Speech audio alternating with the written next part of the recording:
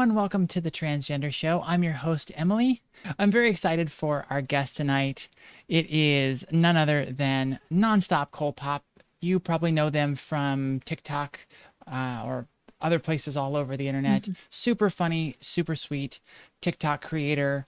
Prides themselves on being a shit poster and a lover of trans puns, non-binary trans femme identity. Please welcome Cole. Hey, lovely to be on. Thank you so much for coming. It's great to have you here. I saw a video of yours where you said, tell me you're trans, no gimmicks, just I want to meet a lot of cool trans people, and your energy was wonderful. And I thought, this is a very sweet person, and I need to have them on the show as soon as possible.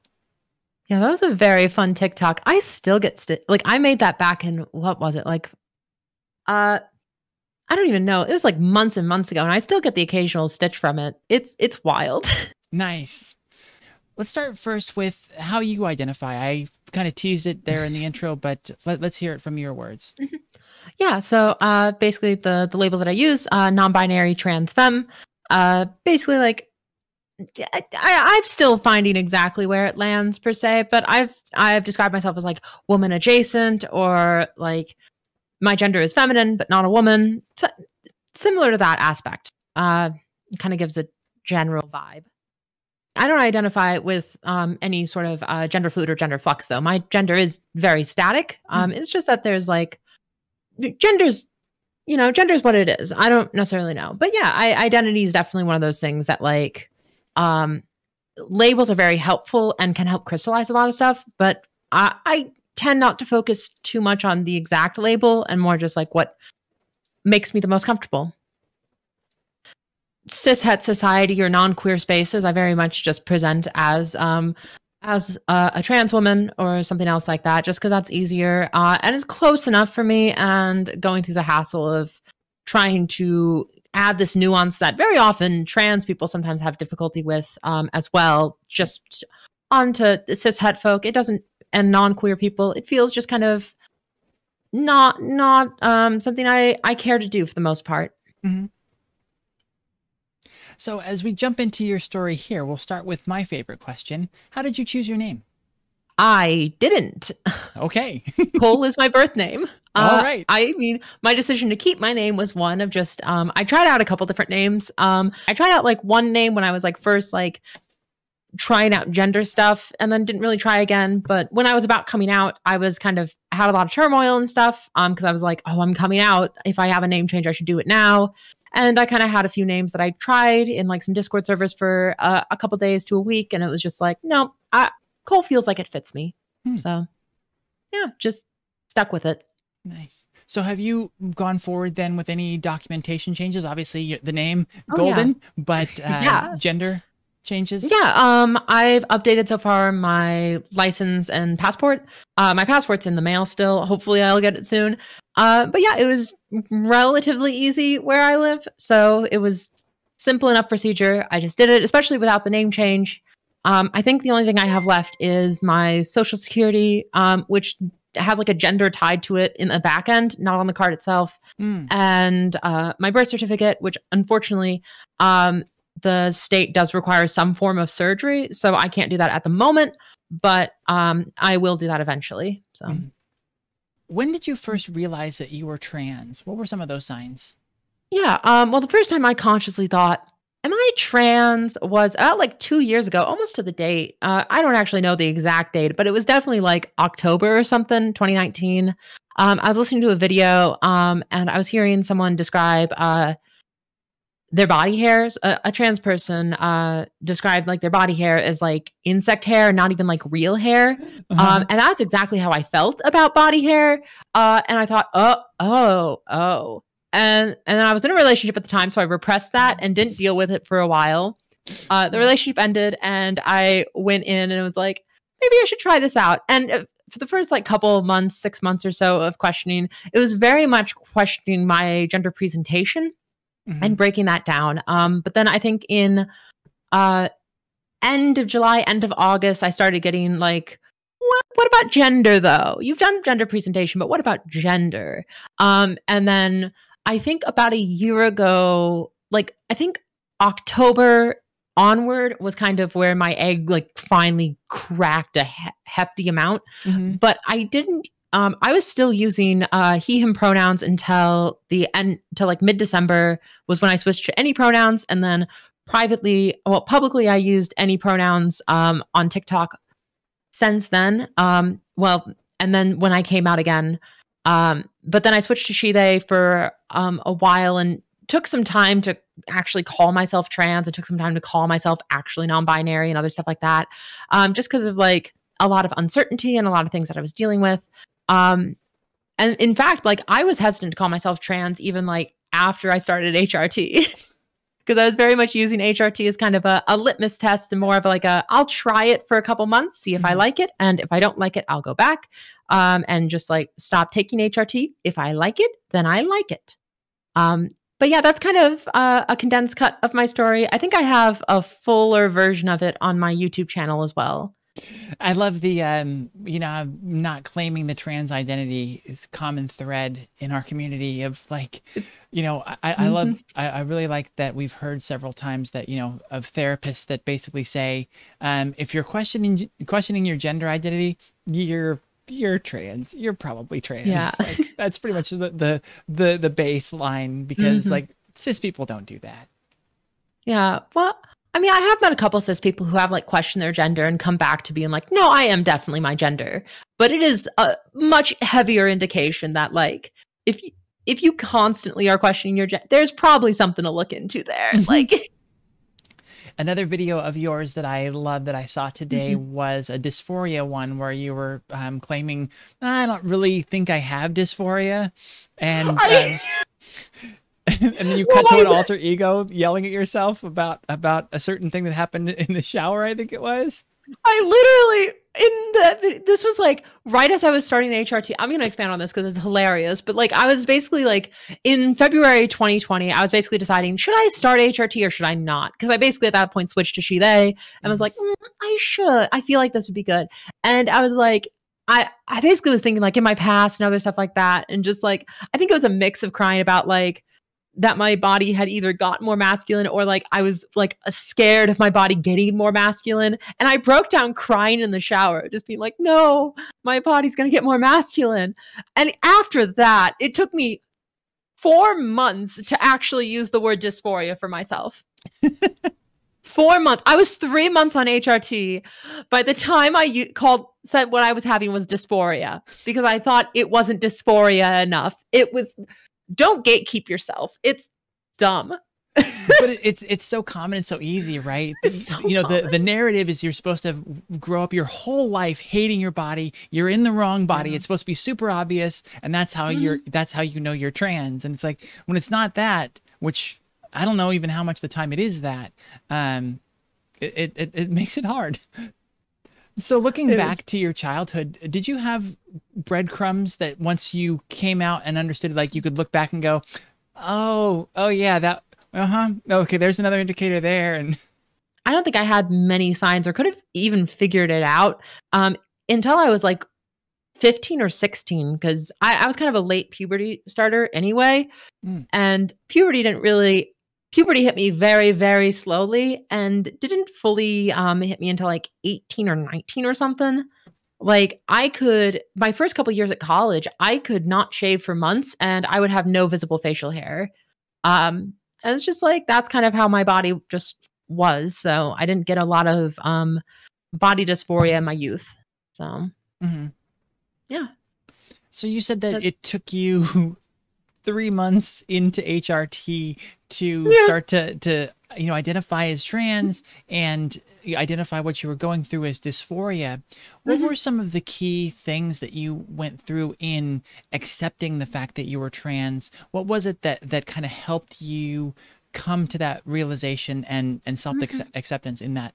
Yeah, so I think a large part of it was talking to other trans people, because up until I think like, what was it, February 2020, which was like right after I started using she/they pronouns, I had only talked to a handful of trans people, and the people I talked to were either non-binary or like trans masc, trans man. Hmm. And I never actually had anybody who was trans feminine who I could talk to about identity and other stuff like that.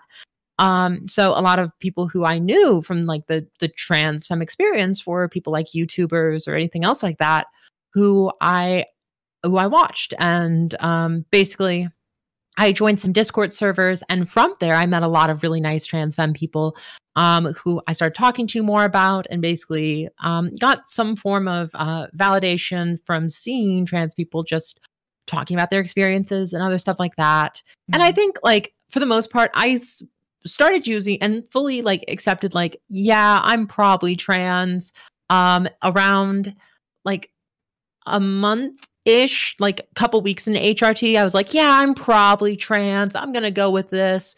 But it very much was like, yeah, but no dysphoria, just a euphoria based experience because of denial and gatekeeping myself. Be like, it's not dysphoria enough, which no, if you think like dysphoria describes your experience, it describes your experience. Like if you have to go through, but it's not dysphoria, really, it's dysphoria. Like, yeah, you're just spending too much time fighting yourself.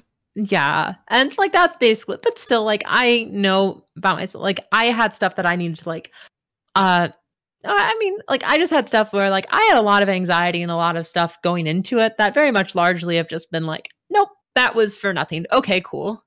And a large part of that was like just the fears of like, oh no, if I use a label and it doesn't fit, what happens then? And it's just like, you just pick a new label. It's fine. Nobody's going to yell at you. Mm-hmm. And if somebody yells at you for switching up labels because you didn't understand fully, or you were like, or your identity changes, or your understanding of your identity changes, they're kind of shitty people. Like if they're going to yell at you for just updating your identity, you know? So as you entered into this part of the beginning of your journey and you found these Discord servers, did you find anyone in particular to be a role model or a confidant to really kind of help guide you through your experience? Yeah. So a couple months into it, I think like a month and a half for me into HRT, and like 3 months into like using she, they, and basically using the trans label.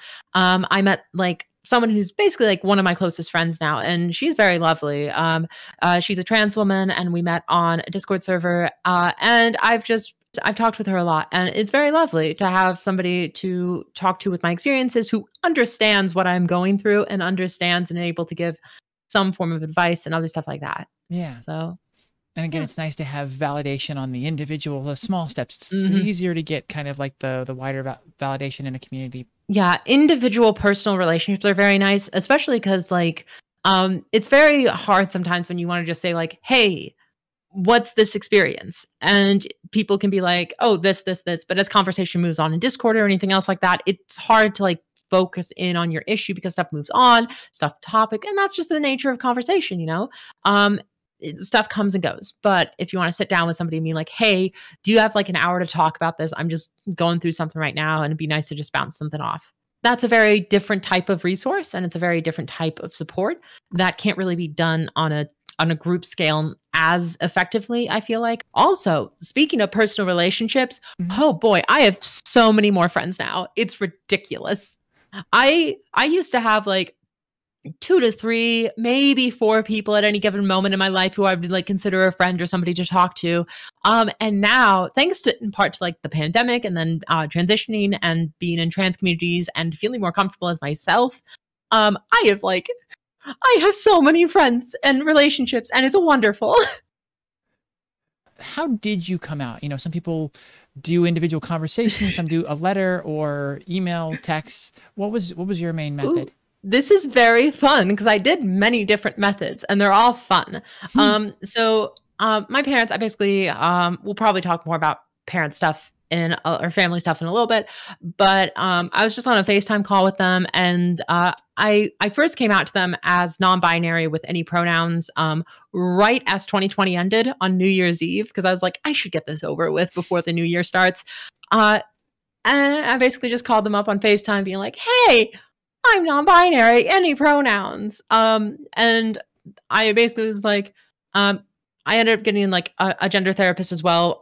Like way before this was when I like seeked it out. And like I asked for them for advice because I'm still in their insurance. So I wanted to know like, how insurance stuff all works for that.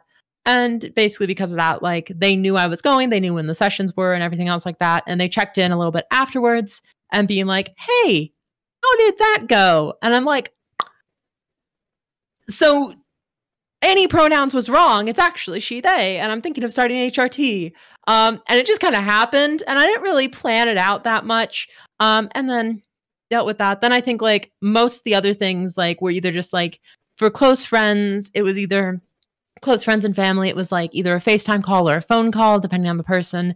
And then I came out in Snapchats occasionally when it was just like, hey, by the way, I'm trans, she, they, have fun. And I just sent that to people. And then for like surrounding friends or people I like vaguely knew and wanted to update about my life. And then there were some Discord chats that I was in that like I had some Discord servers for a friend group. And I basically just posted a meme that was like giving a speech about how I'm trans. No, posting a shitty meme coming out as trans. Heck yeah. And I just came out that way. And then for like work, I just posted a message. For Facebook, though, I made a 25-minute YouTube video. So that's just a video essay about like gender, what it is, my experience through it, and a do and don't guide for if somebody comes out to you. So lots of varying methods, ranging from posting an actual shit post meme to making and producing a 25-minute video. Covered all the bases. That's great. All the bases. I don't regret a single one of them. I don't regret coming out to my parents the way I did necessarily, but I wish I would have prepared myself a bit better mentally. Other than that, though, everything that I did, it worked well for the purpose it was intended to. And that's the best you can do for coming out. There's no one size fits all, and the ones I did made sense and worked for what I did. Perfect. What's hilarious? Sorry, one more time. I'm sorry, I'm talking so long, which isn't the point. That's a good thing. No, you're fine. Yeah. The show is about you, so right. Let's go.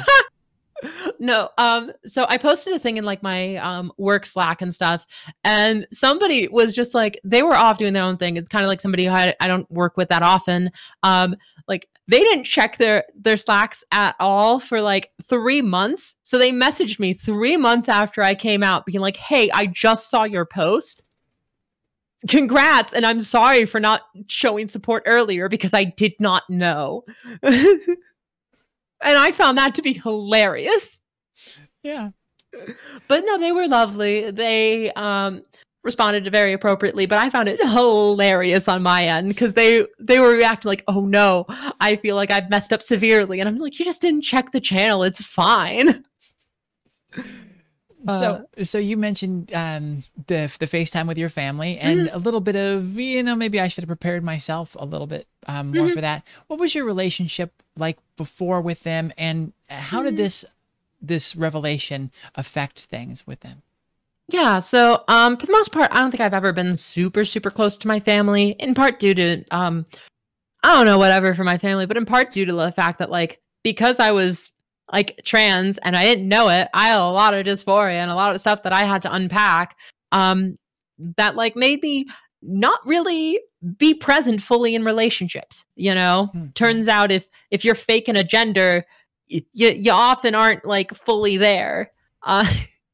But in addition to that, when I came out, basically like it went okay the first night, but then there was some like pushback and they had concerns and other stuff like that, that they brought up a little bit afterwards. And effectively I just shut that down. And was like, nope, I'm not going to hear any of these concerns. I'm going to do what I do. If you like that, cool. If you don't, whatever. Wow. I don't need to be in your life if that's the case. And that was basically where I set the line, and they've reacted fairly decently after that. Stuff's been on and off. I do get like accidentally misgendered, but they do correct themselves and other stuff and move on. So it's just kind of one of those things that's like, it takes time, I suppose, even though it's very annoying and it shouldn't take time. Okay. Really. But that's kind of where it is. I'm much closer with my dad now than I was beforehand. And I'm basically at the same level with my mom. And siblings, I'm basically at the same level as well. But I am close to my sister though, so that's very lovely. Hmm. And who was the hardest person for you to come out to then? Hmm.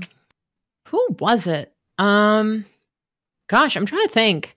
If like in retrospect, it was definitely my parents, because they were the biggest form of like pushback that I got, and I was very scared to come out to them. But very much, I think all of them were very difficult in different ways. Like I came out to an ex of mine who I'm still very good friends with and stuff. And there's a lot of stuff tied into that of like wanting this person who used to be very important and still is incredibly important, but that like used to have a very intimate relationship with. It feels like there's more at stake almost than just like a friendship. Feels like not necessarily. That might be just a me thing, but there's like a oddness there that I was very scared to, that I wasn't with some of my other friends. And then I think as well, like publicly coming out was very scary. Just because like there's a lot of anxieties tied up into that. Yeah. I came out on TikTok actually about like 2.5, 3 months into HRT. And by the time like I already had gotten gendered correctly and gendered with like she, her pronouns from videos that got like viral and got off into just like not mainstream TikTok, but like outside of gender at all. And I stayed, I didn't give myself any labels at all. I never called myself non-binary or trans or anything else like that until May 26th, which was like, I think they're like a little under 3 months from when I started HRT. So I just didn't really feel comfortable because I was like, I want to make sure first, which in retrospect, it'd be what it be. Was there anybody that you came out to that supported you in a way or in an amount that surprised you? When I came out to my ex, who I was like nervous to talk to, she was probably like one of the best coming out experiences that I've had ever. The first reaction, I was just like, hey, so I've been dealing with this gender stuff. And I had been talking to her about my gender crisis a little bit throughout it happening. And it was basically like, so I'm using, my pronouns are now she, they, and I'm thinking of starting HRT soon. And without missing a beat, she just went, that's awesome. What's HRT? And just like immediate support, and just not like, she didn't necessarily know, but she knew like, hey, you've obviously researched this. You obviously know that this is what's best for you. Cool. That's awesome. Bring me up to speed though. And it was just very lovely. And she was also going through like a sexuality crisis of her own. And basically was just like, this may sound a bit selfish, but you know what? This actually helps me with my sexuality crisis and figuring stuff out. And just like immediately just not being seen as a guy was just very lovely to me. I very much liked it because like, if I can be somebody's sapphic awakening, like that is pristine. That is lovely. So this is sort of our big idea question, a little bit more ethereal. What does transition look like for you, or what does it mean for you? Yeah, so transition for me has basically, first and foremost, always been about my comfort and making myself feel more comfortable in my life. That's basically what everything's come down to. There are some like sub goals of that I have that are very like starting HRT was very much a goal. There are some like surgeries that I'm going to be pursuing that are going to make it my life a lot more comfortable as well, and other stuff like that, and changing my presentation, everything else like that makes it so that people perceive me not just as a guy, which is nice. Mm-hmm. But it's all tied back to me from what makes me the most comfortable. And that's kind of just how I approach transition. And how far along do you feel you are in your process?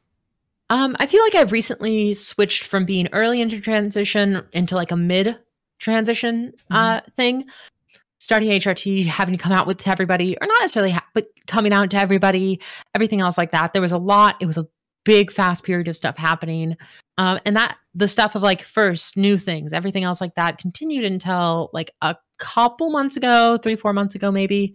And then after that, it's kind of been, I am settling into like this new, like being perceived as my gender, or at least close enough to it for most cases.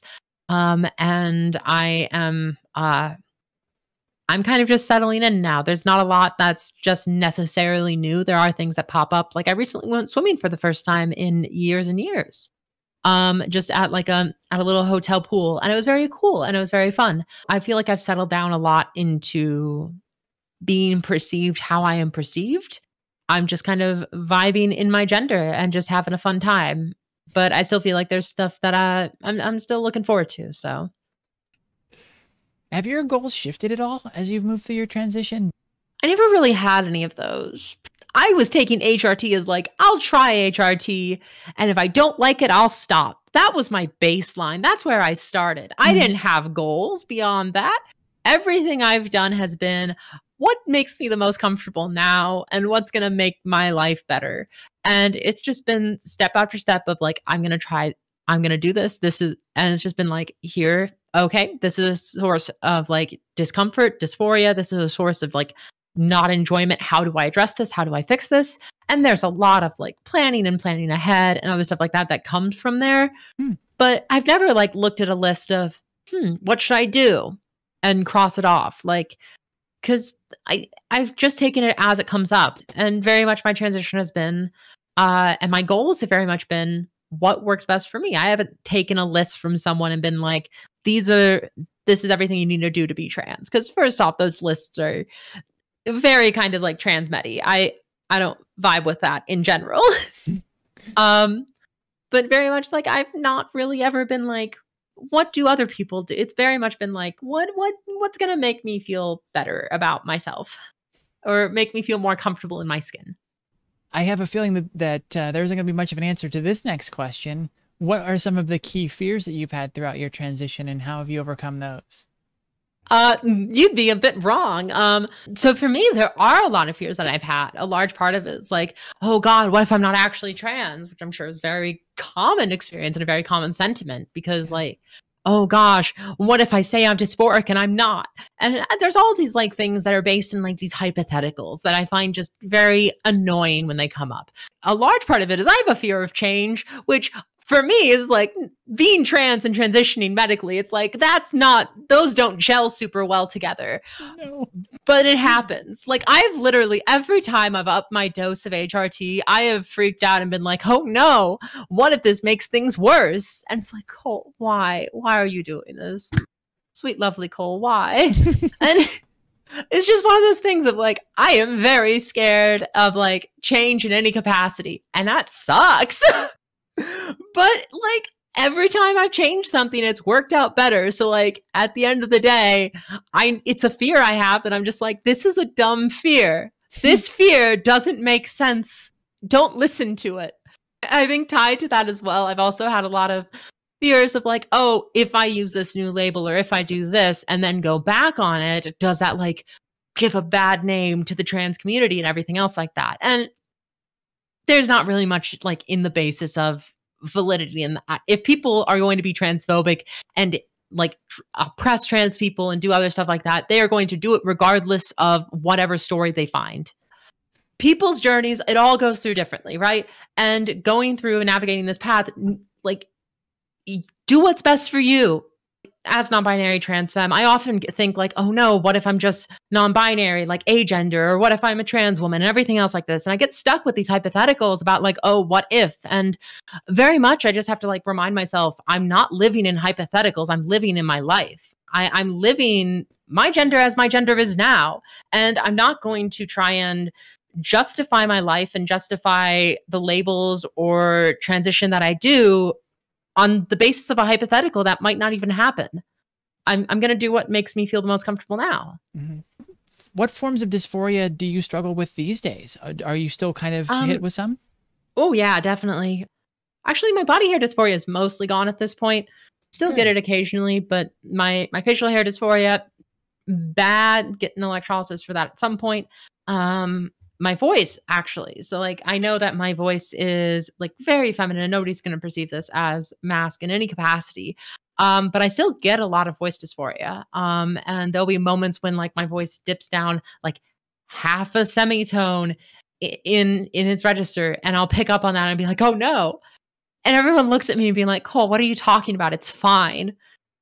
but it's like, no, but I was dysphoric. I heard. And then I have a lot of bottom dysphoria, and I am working on dealing with that. But that's kind of the dysphorias I deal with on a week to week, day to day ish.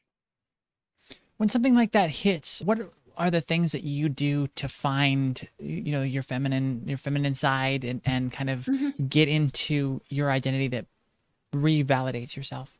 So there's a couple different things that I do. I do retail therapy occasionally, which isn't great, but like buying a new set of clothes that I haven't like associated with me before, very useful to have a fresh slate of just like, oh, this is me. Cool. I am perceived as myself, which is very nice. And then I'll also sometimes ask my friends to be like, hey, can you give me some gender hype? Just flood me with feminine stuff. Just call me pretty, call me cute, all these other things of I need some hype on my gender. So oftentimes I'm dysphoric. I'm like, oh, I don't feel great. It's like, when's the last time you shower, shaved, and basically took care of yourself? And it's like, oh, it's been a hot sec. Just do that then. And I just have to yell at myself of just shave your legs, shave your face, take a shower. You will feel so much less dysphoric. But then, of course, when I'm dysphoric, I lose a lot of energy and a lot of motivation. So it's two wolves inside you. They both make you dysphoric. Fight. Yeah. And then it just spirals and yeah. And that's kind of what it be. So how do you feel transitioning has affected your mental health?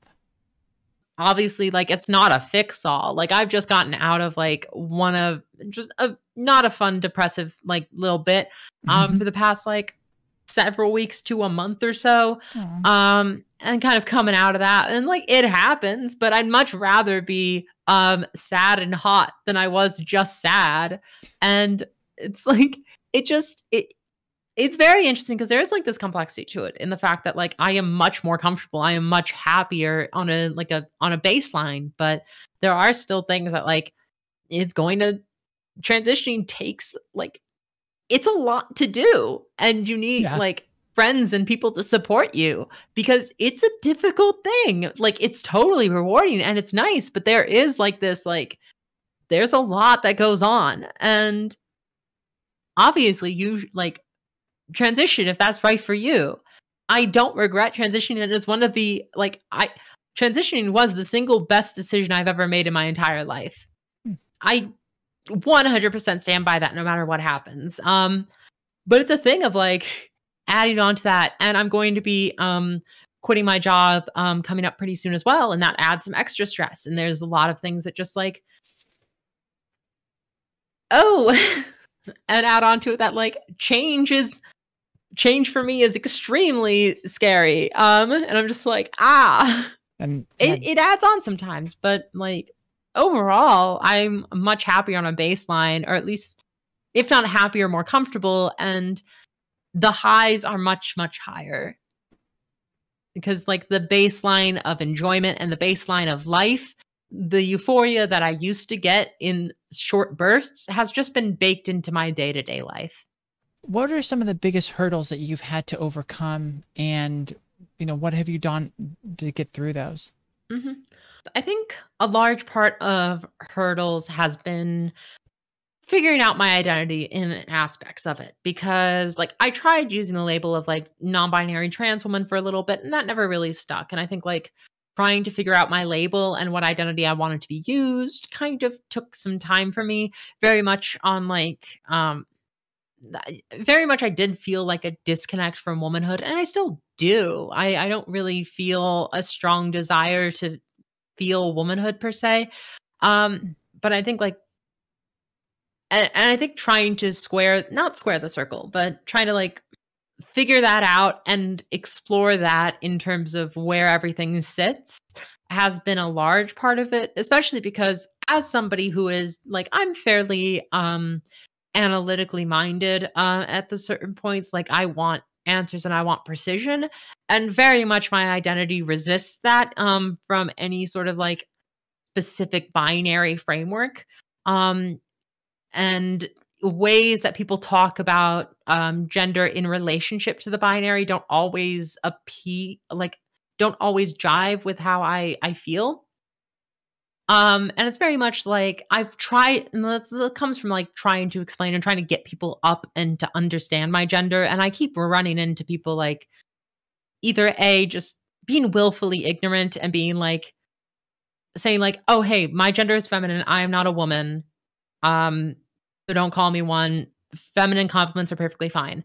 And people will look at that and be like, this is so confusing. I don't understand this, and want to like, and expect an explanation from me constantly and expect me to tell them exactly what terms I want to be called. And like a lot of terms have very specific contexts and conditions to them that just listing all that out is just an impossible task. But I think navigating that kind of squishiness in the identity and gender has been kind of an interesting thing. And I basically hurdled that by trying my best and ignoring whatever else. Specifically for like understanding how to talk about like my non-binary identity as it is, a large part of that's been because I've tried to explain it so many times to people on TikTok and it just never works. Partly because people refuse to acknowledge non-binary identities just as a whole. Not in terms of like a validity thing, but just like I very often talked about being trans and I very often talked about my trans femme identity. Just because for me, that's largely how I consider my gender. It is this trans femme thing, and the non-binary thing is basically is another part, and it's very important to me. But it's basically just like I am trans femme, I am non-binary, and they are one and the same. Like I am in terms of my identity, they are both sides of the same coin, effectively. But it's a thing of I went through like a month period where I used only strangers use they them pronouns for me. And even then, when I was just talking about being trans femme or anything else like that, I would have trans people or non-binary people use she, her comments, call me a woman, and everything else like that in my comments.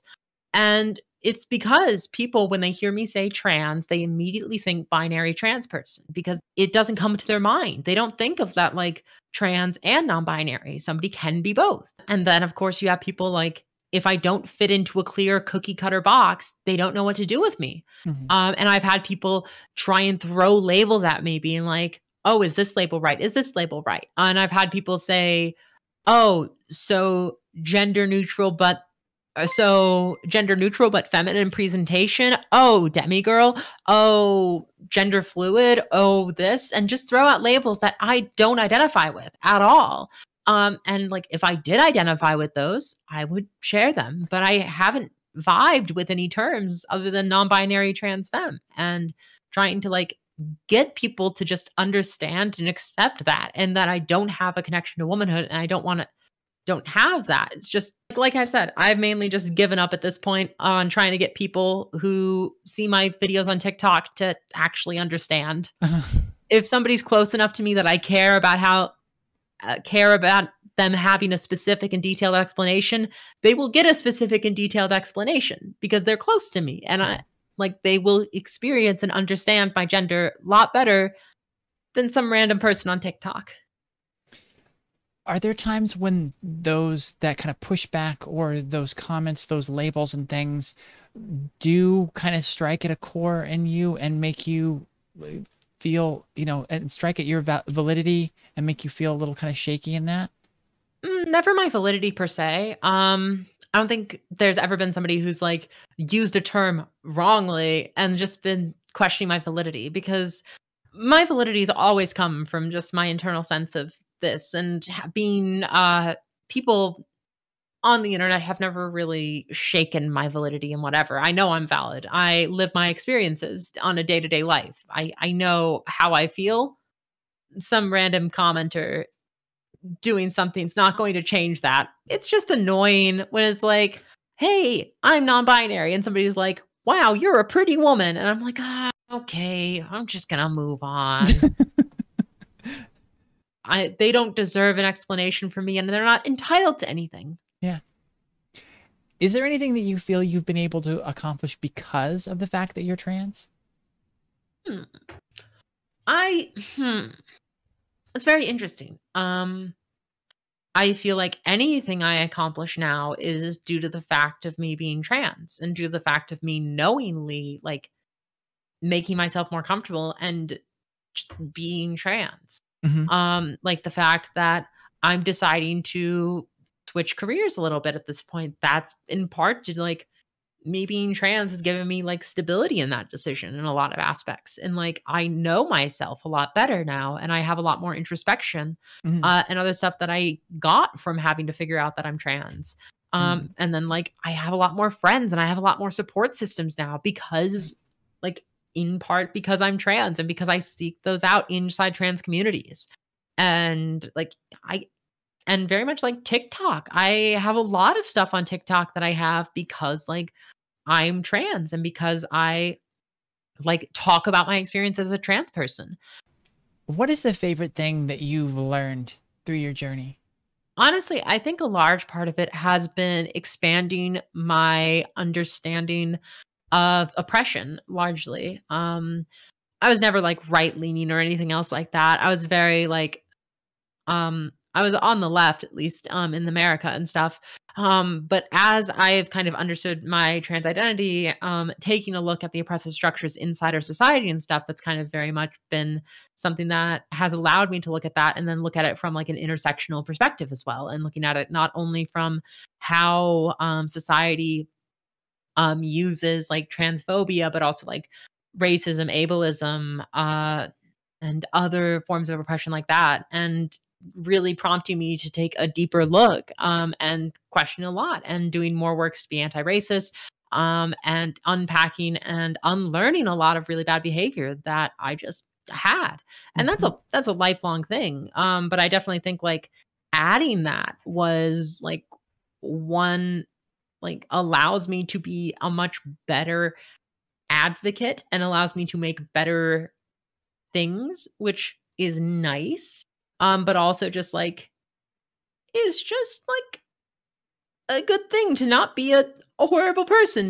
Listening to a much more diverse set of opinions has been a diverse set of ideologies as well has been very useful. I mean, I'm able-bodied, I'm white, and like I'm straight sized and all these other things that like I still have a lot of power inside oppressive structures.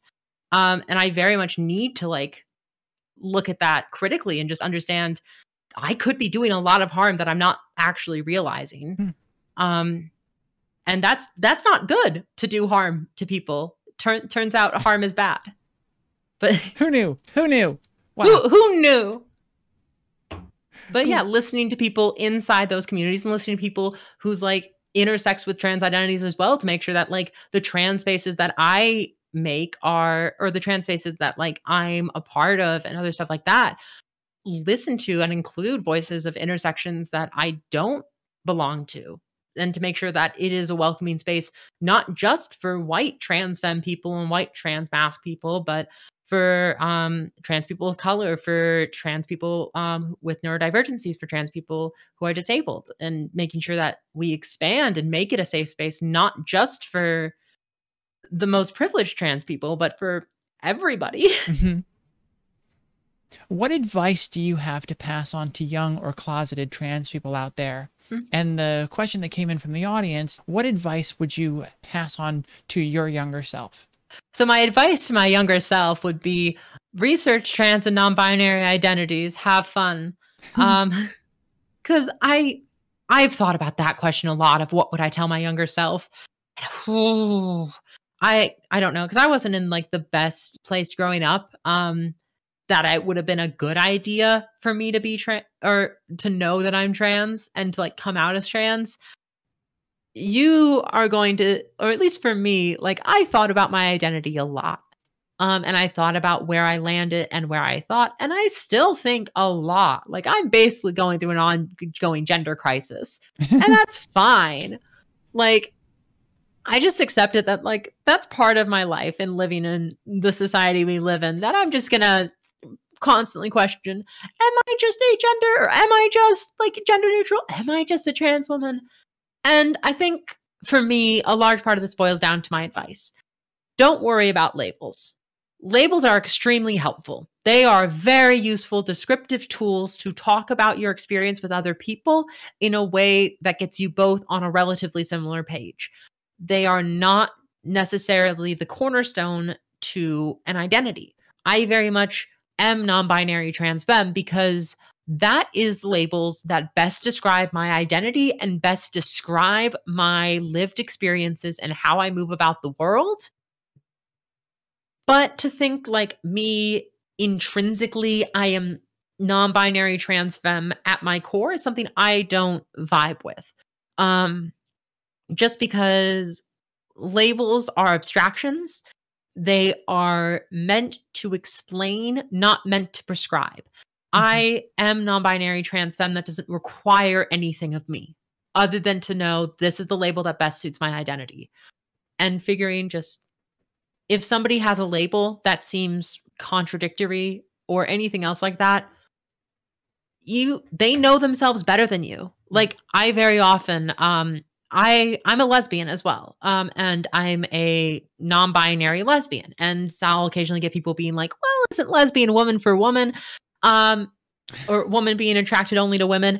And it's like, no, it's not. But also, if somebody's calling themselves a non-binary lesbian, they probably understand their identity better than you do. So listen to people and the terms they use and just realize that is like, it is a part of their identity, sure. But I feel like people get very caught up on labels occasionally, and labels are incredibly useful. I'm not trying to discredit or discount them. And very often people will find a label that they're like, oh, this speaks to me. This vibes with the way that I feel, and it can help them understand their identity better. Yeah. But it's not just a one-way process. Labels don't help you understand your identity better. Your identity informs what labels work best. But labels are not the full explanation, for me at least. Like, it is not a full explanation of my identity. It is just a useful tool. And that's what a label is. Well, I feel like kind of what you're alluding to and what you push back on is where labels start to turn into limitations. It turns into a box that you're supposed to fit into and fit into perfectly. If that's your label, then you've got to, fulfill these certain constraints. Absolutely. And I very often see this with like non-binary often gets reduced down into a third gender option of either like gender neutral or agender or something else like that. So somebody who, like for me, they'll often try and push into, oh, so you're gender neutral, but you have a feminine presentation. And I'm like, no. Oh, so you don't have a gender, but you are fine with gendered terms. I'm like, no. And people try and condense me down into a single thing. And I've also seen it happen before with like, people who are agender or anything else like that, who do any form of transition, be that medical, social, presentation, anything else like that, can very often be like asked like, oh, so you're trans masc, you're trans femme, and try and push them into a category that they don't want to be in. You don't owe anybody an explanation of your identity. You don't owe them a justification for why you are doing the things you are doing. You know yourself better than anybody else.